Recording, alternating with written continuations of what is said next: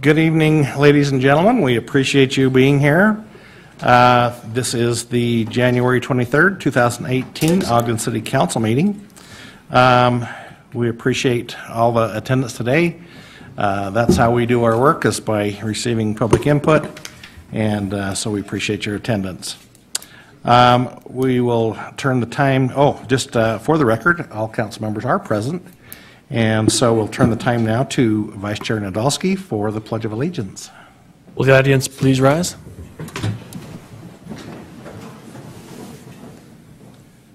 I pledge allegiance to the flag of the United States of America and to the republic for which it stands, one nation, under God, indivisible, with liberty and justice for all. Thank you. Now, if you would please join us in a moment of silence.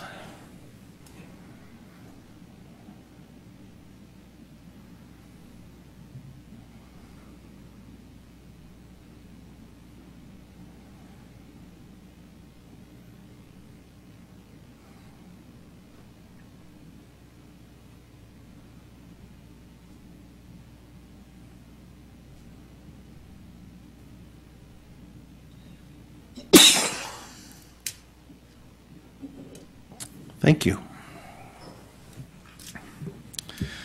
All right. First item on our agenda tonight is the approval of minutes for the closed session of October 10th, 2017. Councilmember Blair. Yes, thank you, Chair Heyer. I have reviewed those minutes and found them to be accurate, and with that, I would make a motion that we approve the minutes. I second that. Okay, we have a motion by Councilmember Blair, seconded by Councilmember Stevens to approve the minutes. This is a voice vote. All in favor? Aye. Aye. Are there any opposed? Okay, that passes. Next item is recognition for Idle Free Week. We've asked our new council member, Councilmember Choberka, to make that presentation today, so we'll turn the time to her for that. Great, I'm very excited to read this. This is a joint proclamation of Ogden City Council and the Mayor declaring February 4th to 10th, 2018 Idle Free Week in Ogden City. Whereas the Ogden City Council and Mayor Caldwell recognize the importance of maintaining clean air because this contributes to our quality of life and promotes the health, safety, and well-being of our community, and whereas vehicle emissions are a significant contributor to air pollution and release harmful pollutants into the air, which cause asthma and other respiratory diseases. One easy way to help mitigate poor air quality is to reduce unnecessary idling and driving. And whereas there are many simple ways to reduce unnecessary idling. Some of these include choosing not to idle to warm up the car in the morning and turning off a vehicle when going through a drive-through window, picking up and dropping off children at school, and sitting for prolonged periods at train crossings and car washes. And whereas vehicle emissions can also be reduced by planning travel ahead of time and using other transportation options. Taking the bus or train, walking, bicycling, and carpooling can all help to improve our air quality. And whereas those who reduce unnecessary idling and driving are able to save on fuel costs, conserve energy, and provide a positive contribution to the overall health of our community. Now, therefore, the Ogden City Council and Mayor Michael P. Caldwell hereby proclaim February 4th to the 10th, 2018 as Idle Free Week in Ogden City. We appreciate the efforts of our partners, Ogden School District, Weber Morgan Health Department, and Weber State University in helping to bring awareness to this important issue. We encourage residents, businesses, and community groups to join in this effort to reduce unnecessary idling and driving throughout this week and the entire year. And this was passed and adopted on this 23rd day of January, 2018. So I make a motion that we approve this proclamation. Second. This actually does not need action. This is just a, well, this does need action. Approve joint proclamation. Ahead of myself. So. I'm glad you're new, too. Okay, go ahead. So we have a motion and a second. Who seconded? We have a motion by Councilmember Choberka, seconded by Councilmember Blair to approve this joint proclamation. And this is a voice vote. All in favor? Aye. Are there any opposed? We do have several members in the audience that are here to represent some of our new partners in this effort. Yeah, we have from the school district and the Ogden School Foundation, and I'm not sure if there's anybody else from the Weber Morgan Health Department or Weber State University, but they could come forward too. Come on forward.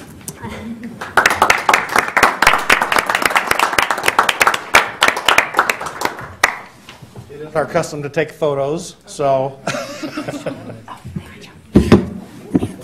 First one's always the hardest. Congratulations. Oh, sorry. I thought my wire was sticking out.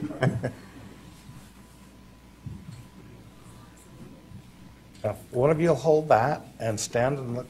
We'll try and be a good backdrop for you. Sure. The tall one. I have to stand on my tippy toes. What? Nice. He's got a new job. Perfect, yeah.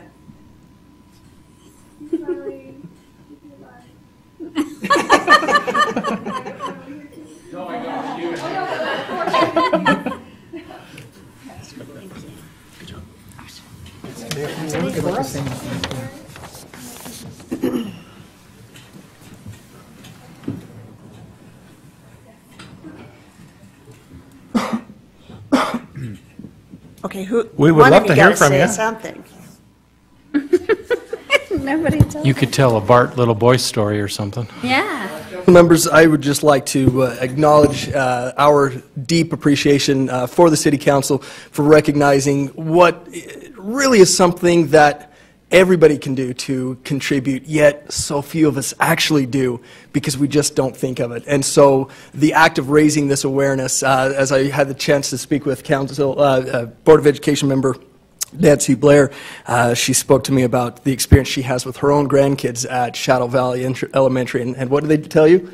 Turn the car off, turn the car off. Turn the car. So if we can start with the children, making them aware, reminding the moms, dads, grandparents, hey, you know what? It's such a simple thing. Just turn the key. And what a big difference it can make if we can all do that simple thing. So thank you again to the council members for joining the district in this joint proclamation. Thank you.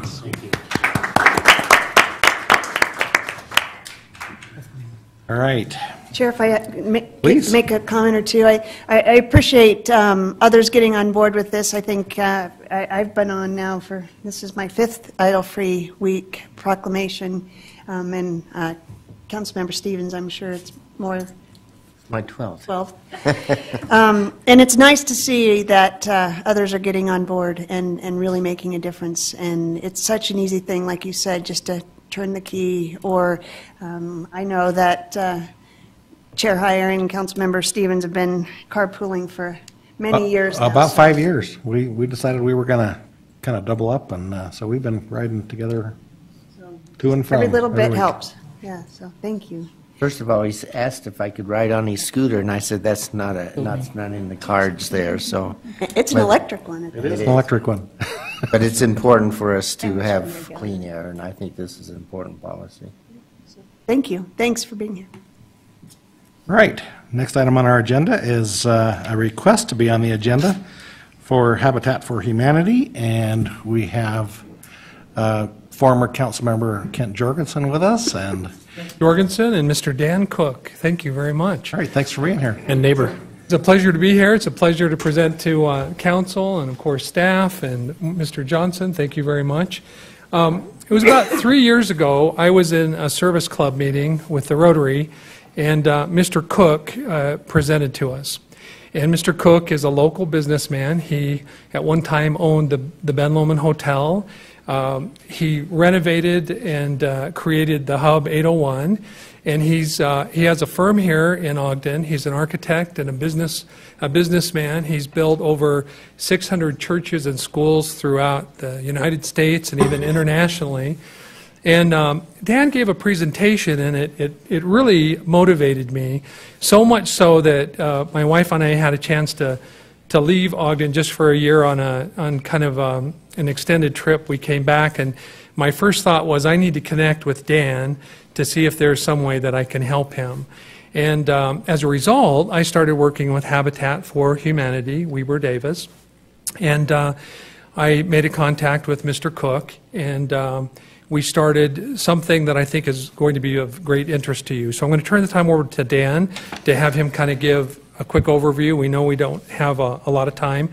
We have a PowerPoint presentation that you can look at. We know you can kind of look at that and kind of get an idea of where Habitat has been and where we're going, and then also a brochure that will kind of outline what we're talking about for these next few minutes. Mr. Cook? Thank you very much. I have been kind of a business resident of the area that we're talking about for the last 20 years or so. Our business is located in the old Herman Sporting Goods. We actually turned that into an office building about 20 years ago on the corner of 29th and Washington.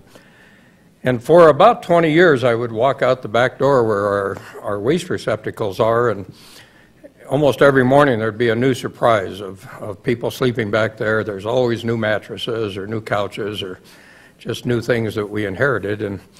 And for that long, I used to tell people, I used to say to myself, really, I guess I told other people, but when is somebody going to do something about this? And I finally, and we spend on the average about today close to $500 a month just hauling things back to the landfill that people leave there for us. And one day, about 3 years ago, I walked out and I was saying the same thing, and I believe God put on my heart to just, he said, when are you going to do something? It's your city. And I went back in and kind of put it on the drawing board and started working with a few of my architects, and we kind of pinned out the area from 36th Street to 26th Street, from Washington Boulevard over to the Wall, and really claim that area for redevelopment with private enterprise. I said, what could we do without having to get the federal government involved, without having to get Ogden City involved? And as we looked at that as architects, I've had the privilege of redoing quite a few of the historic buildings on 25th Street, and I've always looked at them as just this grand treasure that we have here in Ogden. And I started looking at many of these homes over there as grand treasures that have really seen some difficult times. And yet, those fixed up are the same kind of grand treasures, but in their present state, it's an area of the town that probably none of you, and certainly no one that I know, when they have friends visiting town, take somebody through that neighborhood to show off Ogden. We tend to go around that and stay away from it. And I talked to the police department. They said that is by far the worst area for crime that we have. It has more SWAT teams. It has the most amount of either the crime happened there or they arrested the people from that area. And so we know it's a difficult area. And the concept was that why don't we get all of the businesses around it to come together. So it's an interesting area because the boundaries I just gave you is surrounded by business on all sides. Some fairly major businesses, a lot of small businesses. And let's see if we can get an army of people that would get involved, have the businesses donate $3,000 a year to us for 5 years, have the people maybe donate $100 to join, and we'll start buying homes, bringing them to the life that they could have, building new homes in there, and some of the flavor that that area has and some of the architecture that has. And over a 10-year period of time or so, we could invest something north of $1 million into it, get an army of volunteers, and really make a difference to what's going on in that part of our city. And as I went around to service clubs, I had a great interest. I actually have had a lot of businesses come forward. We started buying a couple of homes, and we renovated those and turned them into pretty nice, very nice homes at this point that are rented out. Then I came across, actually, I got approached by Habitat for Humanity, and I'm just thrilled to have said, let's partner together. All of the funds can come into you. You guys do that better than anybody that I know. They can take a dollar and stretch it further than anybody ever thought of. And so we've now partnered with them to handle all of the income coming in, and do all of the construction, all of the renovation. And we believe through all of that we can take this really gem of a part of Ogden that has certainly seen better days and create it into really one of the highlights that we would take our friends through, and we would take our friends over to and say, let me go show you Ogden. Let me just show you what this really looks like, and use that asset that sits there. So that's kind of what we're about and what we call Ogden Vision. Excellent. So we are looking at it as calling it the Jefferson Park, project, because Jefferson Park is in that area, and in the city it's called the Jefferson neighborhood. And so we're going to focus on this year about 75 to 100 homes to do kind of renovation, painting, maybe a new porch, a new roof, maybe some siding. We have 2 homes that the family moved in just before Christmas on 30th Street, just before Wall. And then we have a second gentleman. He's a retired military veteran that has a disability, and he's going to be moving in on, I believe, the 3rd of February. And then we have another parcel that we purchased on 29th and Grant, and that's just a bare piece of ground that we're going to build on. And so we're going to build, we're going to renovate, we're going to repair, and we have about 1,000 volunteers that are from all over the university, business. We're going to get the businesses involved, and we're going to get them for free labor. We're designating this as a kind of a zone, so we're going to get free, paint. We're going to get a lot of services. We're hopefully going to get in-kind services, and we're just going to try and do a big focus. We know the city's focus is on East Central, and so that's an area that you're focusing on. We're going to focus on this area and see if we can't make a difference and make it a place that will just shine. And so I guess what we're asking from you is one, we're just providing information, and then 2, would like your moral support and your cheering and your backing and helping us to make this a success. And my job is to go out and contact the businesses and, meeting with the churches, all of the churches, and trying to find needs, trying to find, ways that we can partner. And so we're working with those types of things. And I think this information will give you at least some background. If you have questions, you can call us, and you can, of course, ask, and hopefully we can work together, to help solve some of these issues that maybe you can't do just at this moment, just because budget and time and all those other things that go into it. So that's the presentation. If you have any questions, I'd be delighted to answer them. Do you have any questions for Mr. Jorgensen? Sure. Hi, I have one question. Just looking in the flyer on the who can apply, it mentions qualified homeowners. There's rehabilitation and repairs as well as home ownership. Right. What's the qualification process like? And can you give us a sense for who qualifies? And Sure. Well, what we're doing is we're focusing on home owners. That's the main deal, and I believe within the area there are maybe 450 to 500 homeowners in that area, and so we're focusing on those folks. And then they have to meet certain HUD requirements. So they have to again, financially. And Catherine is on our board. Catherine will be working on a committee which identifies who receives, as an example for the home ownership, those benefits. And the nice thing about Habitat is that people don't get something for nothing. They have to participate. With a home, they have to log in at least 300 hours, so they have to actually participate on the site, or they have to volunteer in our store that's on 3111 Wall, and so they have to participate that way.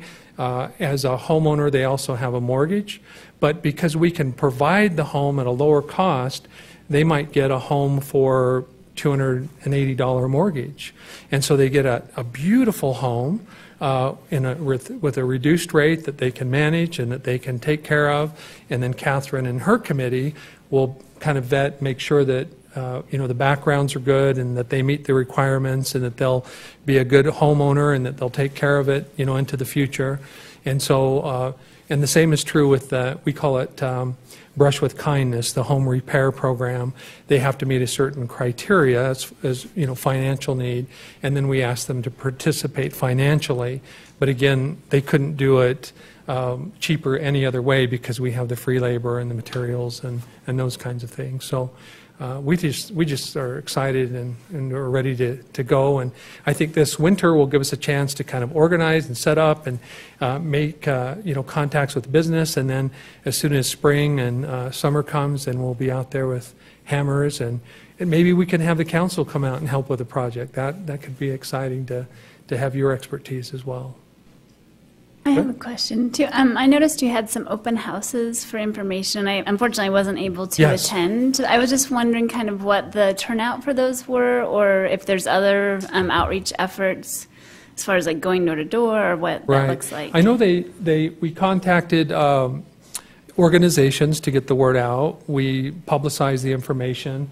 I believe we had 41 applications from the open houses that we had. And so there's 41 applications that this committee will review, and of those, they'll probably choose 2 or 3 that we'll be able to work with in this coming year. And of course, if we have more revenue, we receive revenue from donations, from grants, and from revenue from the store. And so if we get more revenue, then we could do more projects. And so it all depends on, if we get lots of support, we can continue to do great things. And I want to focus on the corridors. I want to focus on, those homes that, we can turn around and make them just sparkle and shine. Have you listed your service opportunities on the Just Serve website? And yes. And have you listed, and I think we probably ought to be, Vice Chair Nadolski just kind of brought up the opportunity to do it as Make a Difference Day projects as well.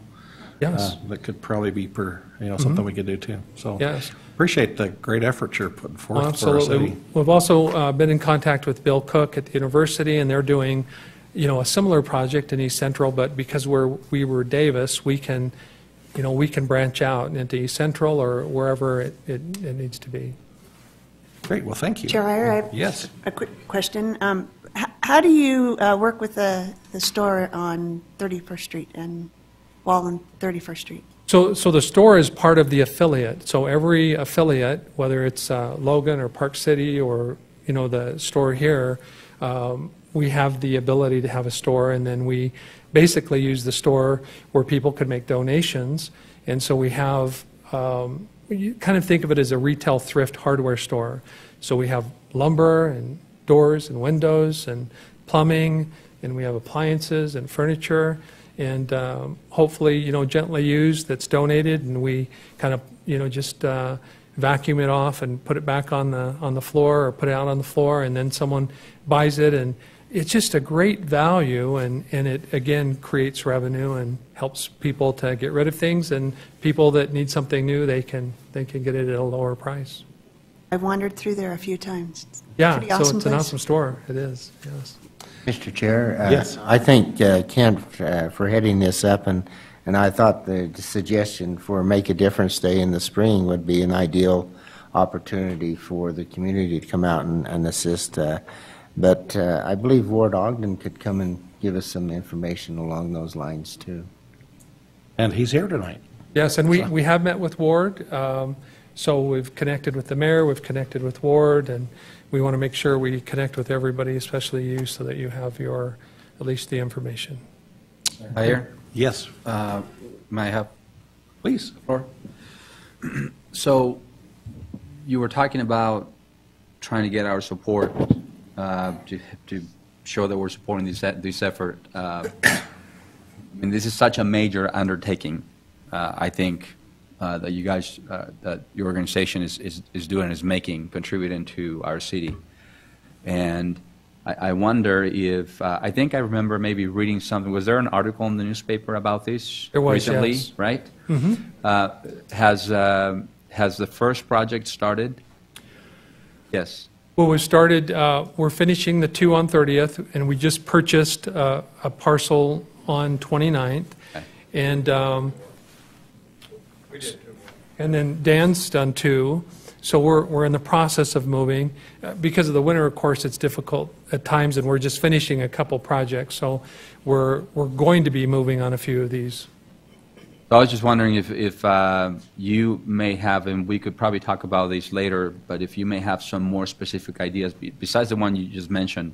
I'm just thinking marketing-wise, if the council might be willing to go out to a site. You talked about coming and maybe volunteering, but some public marketing event where some of us can come and be present and maybe send a message that way that we're supporting and these project. Maybe at some point I can bring it up to leadership and see. Talk among leadership, and would be delighted to do whatever you'd like to do. Perfect. Great. It's good to see everybody. Chair? Yes. I just want to say thanks from what I'm hearing on behalf of our city, but also connecting to Stacy Olson, who works for J Louder. She has a pool of volunteers that, because we kind of run city volunteers through her. Also, she would be involved if you want to get involved with Bank a Difference Day, having projects. Stacy runs those, so she's the contact there. Great, thanks, Mark. That was Thank you. good. Thank you. All right, next item on our agenda is reports from administration, salary schedule amendments. Chair, Sean Choate will be presenting tonight, and the chief's backing her up with his hardware and I don't know if he's got a taser, so probably no taser tonight. Good evening. So as you're aware, the competition for police officers across the state of Utah is incredibly immense right now. So the proposed ordinance that you have in front of you proposes a shift differential to make us more competitive with specifically the Salt Lake market. They currently have 50 openings right now that they're trying to hire, and they're stealing our people. So this shift differential, it's 2.5% for afternoon and 5% for the night shift. And it's, like I said, an attempt to make us more competitive with the market. In addition, the ordinance addresses 2 title changes that Janine has put for us. Deputy Director to be changed to Senior Policy Analyst Deputy Director, and the Communication Manager be changed to Communications and Public Engagement Coordinator. Any questions? Any questions for Sean? Chair, Yes. real quick. Yeah, go ahead. So I'm assuming that you talked to other colleagues throughout the country about the same problem. Do you feel like this is a good move on our part, or the city's I believe part? so. This will make it, right now our biggest competitor is Salt Lake City, and this is something that they're doing, and so it will help us be more competitive with them, kind of align our benefits a little bit better. We just saw advertising from Unified Police, and they're upping their game. They may be stealing Salt Lake officers. So And they have 70 openings right now. This is a beginning, but it's nowhere near going to hang on to our officers. We're going to have to up our game and even more to hang on to them. So when we saw the advertisement count yesterday, we all got sick feelings in our stomach because, they upped it in a major way.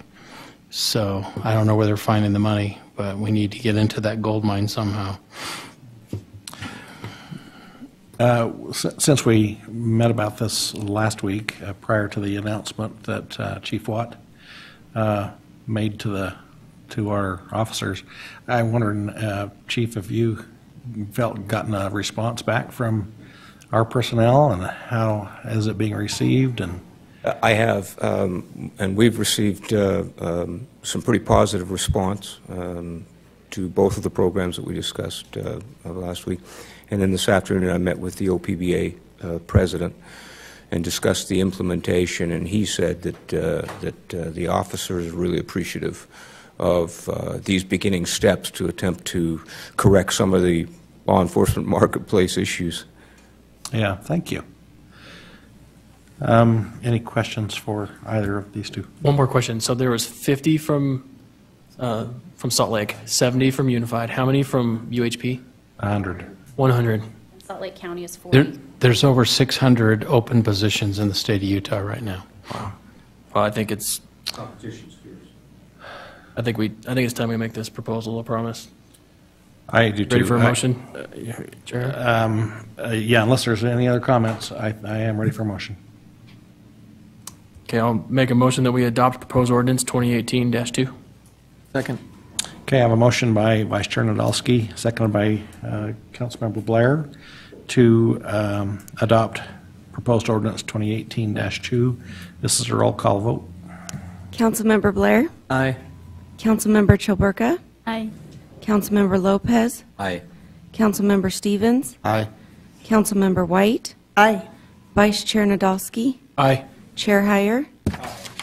That passes unanimously. I hope our citizens are kind of understanding what's really coming down the pipe for us. We're going to have some hard decisions, I think, coming down the pipe. So appreciate our good chief and HR people to deal with the immediate things, and thank you for kind of helping to put the Band-Aid on as best we can at this point, but we'll work together to make sure we thank Chair, you. I would just like to echo that. I think a lot of praise needs to go to our HR department and to Chief Watt and his folks for the creative way that they went about fixing this problem. So I appreciate the work and the creativity of what you've done to address this issue, and hopefully we can look at it further.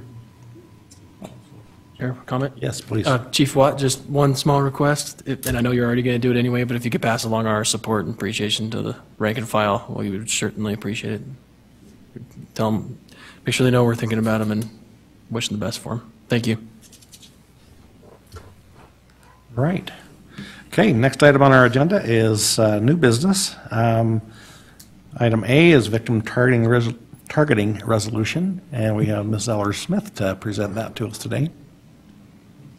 Higher council members, thank you for this opportunity to present this item. As you know, just a couple of weeks ago, there was a resolution that was circulating that we were requested to participate in, supporting legislation that Senator Thatcher was running at the Capitol. At the time, it was pretty specific about the kinds of items that it was asking for support, and specifically it asked for support of, quote, legislation. And at the time that we received the request, we hadn't had an opportunity to review any legislation that had been proposed. When we get a request to do a joint resolution and these sort of general things, we like to do it jointly with the administration to show a unified front from the city. The administration had some concerns, and Mayor particularly, about supporting legislation that we hadn't seen. And I think it was a very reasonable concern.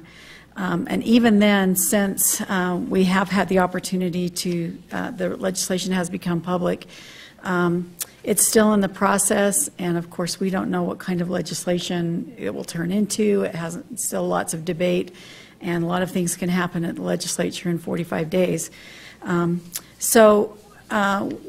We, as staff, proposed an alternate resolution, and that's the joint resolution that's before you. And hopefully it gets to sort of the same concerns that Senator Thatcher is trying to address at the legislature. It essentially just points out that, you know, for Ogden, protecting civil liberties is a core value, and we want to make sure that our citizens recognize that. With the creation of the Diversity Commission and our efforts to reach out to the undocumented members of our city in other resolutions that the council's passed, we have continually reiterated that position. The state does have existing hate crime laws or penalties, and and I can say as a former prosecutor, I know that they're really hard to prosecute.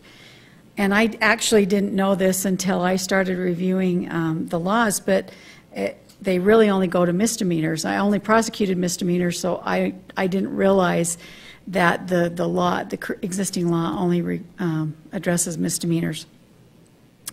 There is some provisions for sentencing that judges can take into consideration, but the law itself just goes to misdemeanors. So we think it's would propose that it makes sense to sort of enhance that, and I know that there's a lot of other law enforcement agencies who have these same concerns. A lot of groups in Salt Lake County, the Sheriff's Department, the Salt Lake County Attorney's Office, all have raised this issue several times. And because it's hard, we think it's important that the legislature does something to make sure that law enforcement has the tools that they need to prosecute those types of crimes where civil rights are and civil liberties are being addressed. So basically what this joint resolution does, it just reaffirms the city's commitment to protecting the civil liberties, religious freedoms, and dignity of all residents, and it supports the development of stronger tools for law enforcement and the courts to address hate crimes. So it does not specifically address the proposed legislation, but it addresses the issue that it's getting at. And so I would just recommend consideration. Have any questions? Any questions for Janine? Thank you. All right. Any comment or resolution? No, but if I could propose the adoption, or move that I propose the adoption of Joint Resolution 2018-1.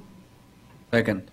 We have a motion by Councilmember White, second by Councilmember Lopez, to adopt Joint Resolution 2018-1. This is a roll call vote. Councilmember Joe Burka. Aye. Councilmember Lopez. Aye. Councilmember Stevens. Aye. Councilmember White. Aye. Councilmember Blair. Aye. Vice Chair Nadolski. Aye. Chair White. Or higher. Aye. It's hard, we know. It's still January. It's habit. So. Again, yes. Aye. And that is unanimous. I think I should probably mention, as this came to us, I initially kind of had a little pushback because of lists and things that seem to, I don't know, they kind of bother me, just things being in a list form. But I did spend about 30 minutes on the phone with Senator Thatcher. He explained the real problem and why law enforcement is asking for help to get some better penalties that more adequately suit these kinds of victim targeting crimes, and he fairly well won me over that this was something that was necessary. It is in harmony with what we have done with our diversity statements and diversity commission and other statements that we have done as a community. It does seem to protect all of our citizens, and therefore I think it's a good thing that we sign in on this. So thank you for all your help in getting it to this point. Chair, may I make a comment? You bet. I think that this resolution is it's clearly, in my opinion, something that's important for us to do. But I just want to tell everybody about the process that we've all gone through together as we've had these conversations about the issue. And I think that credit is well earned when we reference those conversations. And there have been times where we've agreed and we've disagreed, and we've had opportunities to talk together and to understand the issue in a way that helps us understand each other a lot better too. So I recognize the challenge that's before the legislature on the issue. I certainly respect their role in the challenge, and I'm excited that they're taking it up. I think it's an important conversation for the state to have, and I thank my fellow council members for having the conversation amongst one another, and thank the administration as well. Thank you. Okay, thank you. Anybody else before we move on? Yeah, if I could make a few Yes. comments. Councilmember White. So on my way down to our council meeting tonight, there was a elderly woman walking her dog, and a young woman came up and they started a conversation, and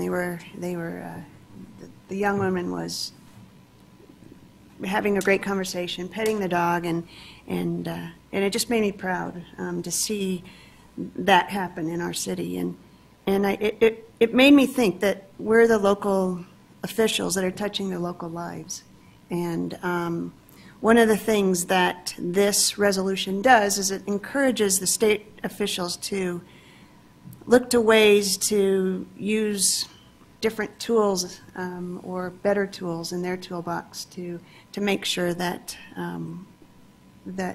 we can do our job on a local level. As an openly gay woman, I've had friends that have been victims, and I'm hoping that whether that older woman is gay or straight or white or black or Mormon or Muslim, that we'll be able to continue in our city to lead in the direction that makes everybody feel safe in our city. And this is a resolution that actually supports what we believe here in our city, what all of you and my colleagues here believe in for our city, and that we push our state officials to do the same for all of us. So thank you for digging deep inside you guys. So I appreciate it. I'm proud of us. So, thank you. Mr. Chair? Yes. I think it's important for us to be proud of the community we live in. Since being on the council, we've had several resolutions that, and this is added to it, that adds to the rights and the protection of our citizens. And I think that's important for us. It's a sad day that we have to go through legislation to protect the rights of individuals, but that's the society we live in. But on our council, we have a diversity that recognize that we have other individuals in our community that are important and that add to our community, and they can share with all of us, and we can become a better community. We also had a law that we went into housing that we would not permit discrimination, and that's protecting the rights of those who live here in our community. I think it's important for us to protect the rights of civil liberties, but also religious freedoms. And some of these rights and religious freedoms are being tested each and every day. We also are giving to our community dignity, and this resolution adds dignity to our citizens. It also adds tools for our law enforcement to enhance the penalties, that if you decide to engage in some of these activities, that there will be a penalty that will be administered on that individual. But I want to let everyone know that we welcome everyone to Ogden. Everyone is important. When you come into Ogden, they can contribute to the success and the quality of life that we have here. And I think that's the big message that we're sending tonight, is that everyone is here to add to the fabric of our community. Thank you. Okay, let's move along. Next item is public comments. This is an opportunity for you to speak to the council regarding any topic. If you'd like to say something to the council, please come up, give us your name and address, and limit your comments to 3 minutes, please.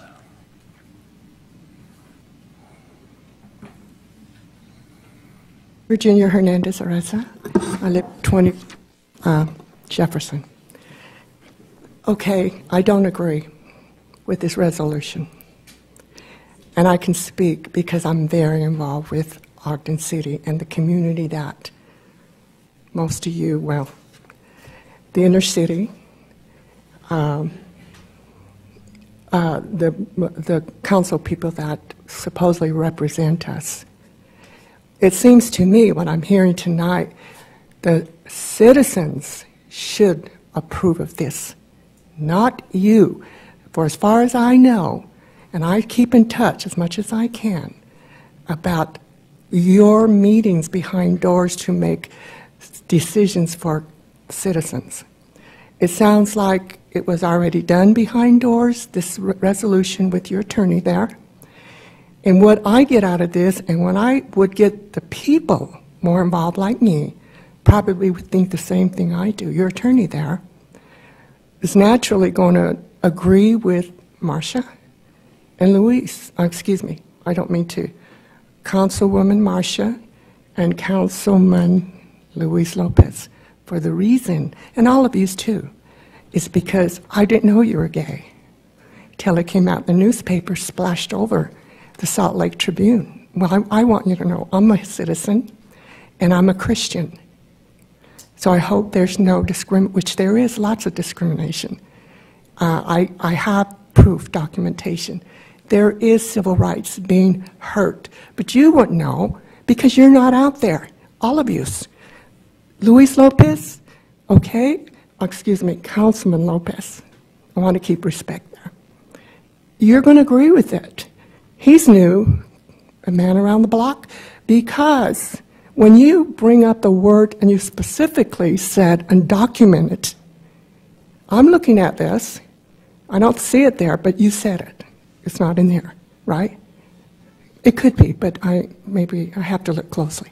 It's not, but you mentioned it. Do you understand? You don't. I get this since for a long time. This board, this government here, and I know it bothers you to hear the facts, the truth, but you're going to hear it. I have a lot of people who live in your district, family. But here's the thing, minority. Okay, here's the thing, is undocumented is a problem. I'm not saying I'm for it or against it, but it is a problem. And you've already decided that you said the word, and basically this is what this is all about tonight, is she's a wonderful lady. I like Marcia, Councilman, excuse me. You are really a good woman. I like you. But I didn't know that. Councilman, whatever. Time's up. I know. Give me a minute. You do everybody else. But anyway, I just want to say I don't approve of it, and you need to all give the citizens the opportunity to know what's happening. Thank you for your time. Is there anyone else?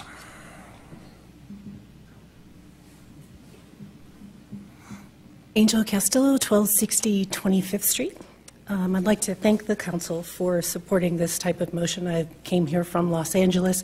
I specifically relocated to Ogden because it is this lovely, diverse pocket.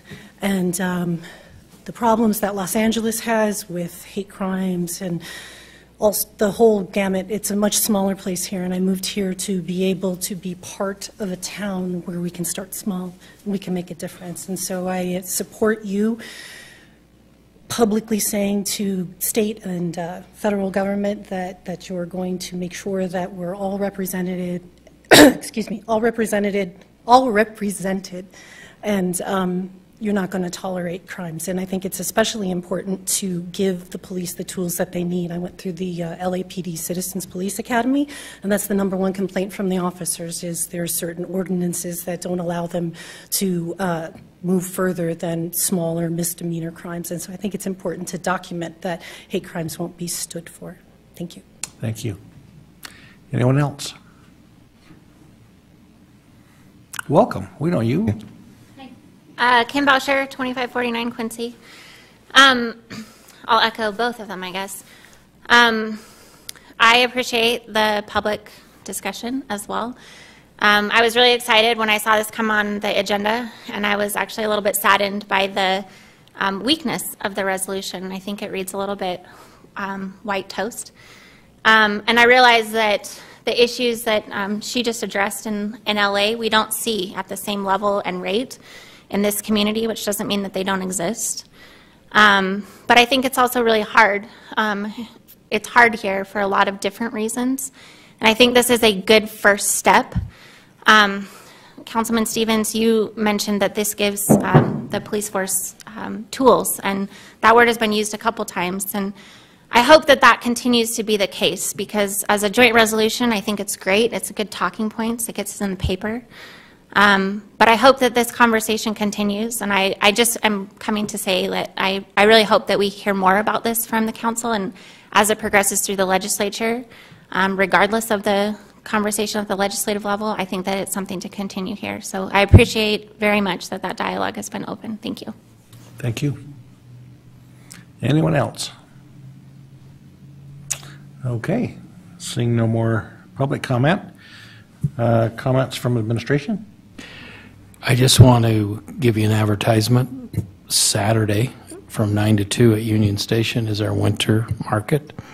We want you to all come, spread the word, put it on your Facebook pages. This is cool to have a winter market. We're excited about it. We've got produce. We've got all kinds of things down there.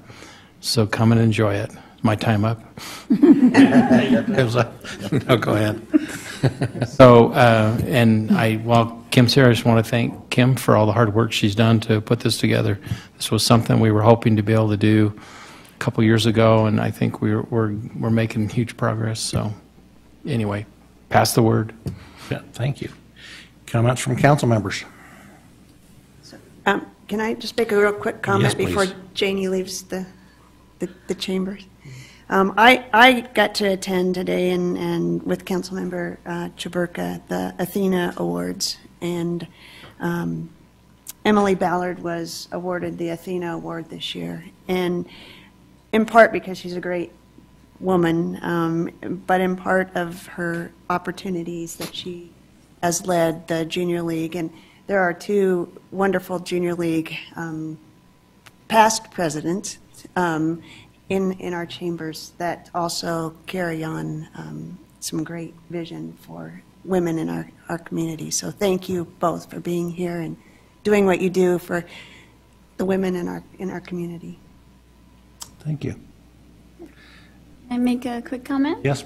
Just kind of piggybacking on that, I also was very inspired by today's Athena Awards, but also this past couple of weeks, there's been some really great community members that have shown up for a couple of events. One was the Martin Luther King Day Day of Service. That was a really wonderful turnout. I think double the amount of people that they usually have. And then also there was a women's march just this past weekend. People just sort of showing up to say that they value certain things in our community, and I just really appreciate that, because showing up is half the battle. Any other comments? Chair Heyer, was it Cassie? Did I get your name right? Angel. Castile. I think Castile was her last Oh, name. Castile, okay. We We were were debating. trying to write it Okay. down. We didn't get it, sorry. Sorry. Just wanted to tell you, welcome to Ogden. We hope you love Ogden, and we hope Ogden makes you feel loved. Thanks. Anyone else? Okay. Look for a motion to adjourn. Motion to adjourn. Second. I have a motion by Councilmember Blair, second by Vice Chair Nadolski to adjourn. All in favor? Aye. Any opposed? Okay. Thanks again for being here.